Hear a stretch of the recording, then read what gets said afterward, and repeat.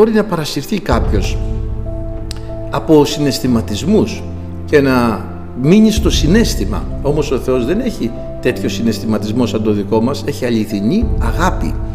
Και η αληθινή του αγάπη έκανε ένα έργο το οποίο πρέπει να δεχθούμε με πίστη, όχι με συναίσθημα. Ο Θεός δεν μπορεί να δεχθεί κάποιον που απορρίπτει την προσφορά του. Ποτέ. Κάποιον που τον προσβάλλει, γιατί είναι προσβολή να απορρίψεις την προσφορά και το έργο του Θεού που έκανε πάνω στο Σταυρό και με ένα αρρωστημένο συναίσθημα κάνω ό,τι θέλω, κάνω ό,τι μ' αρέσει, δεν με νοιάζει τίποτα, ο Θεός θα μας σώσει όλους, εγώ είμαι καλύτερος από σένα, λένε μερικοί.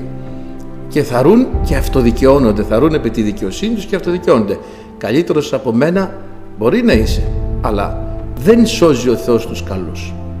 Δεν είναι ότι οι καλοί θα πάνε στη Βασιλεία των Ουρανών, γιατί απλά μπροστά στο Θεό δεν είναι ουσιαστικά καλοί.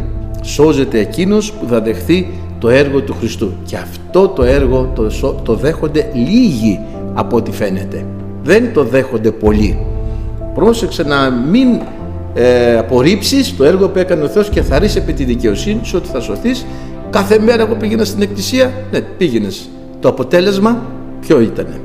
Ποιο ήταν το αποτέλεσμα που πήγαινες κάθε μέρα στην εκκλησία? Άλλαξες, διορθώθηκες, μετανόησες, επέστρεψες? Τι έκανες? Αγιάστηκες, πρόσεξες? Τι έκανες? Όλο κατηγορίες, όλο φθόνο, όλο ζήλια? Τι υπήρχε μέσα στην καρδιά σου?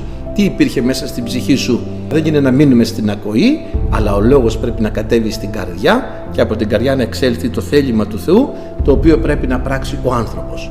Ένα Ευαγγέλιο το οποίο δεν είναι έτσι όπως είναι γραμμένο, φέρνει τον άνθρωπο σε πολλά διέξοδα και μπορεί να τον οδηγήσει σε ζημιές μεγάλες. Αφού είναι ο Θεός παντοδύναμος, τα πάντα είναι δικά του, έπρεπε να με έχει στα πούπουλα, στα όπα. Άρα εγώ, για να μην είμαι έτσι στα όπα, πάει να πει ότι δεν είμαι στο θέλημα του Θεού, ότι δεν με αγαπάει ο Θεός, δεν είμαι παιδί του εγώ. Πρέπει να προσέχουμε πάρα πολύ κάθε διδασκαλία. Έτσι, πολλοί ψευδόχριστοι και ψευδοπροφήτες έρχονται στον κόσμο. Πολλοί είναι αυτοί οι οποίοι διδάσκουν ο καθένας ό,τι θέλει. Αλλά πρέπει να προσέχουμε ακριβώς το λόγο.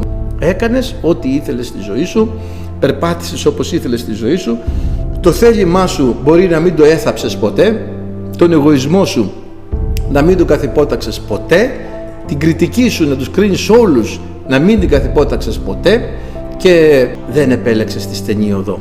Μείνε ταπεινός στη χάρη του Θεού και ο Κύριος θα σε ελευθερώσει.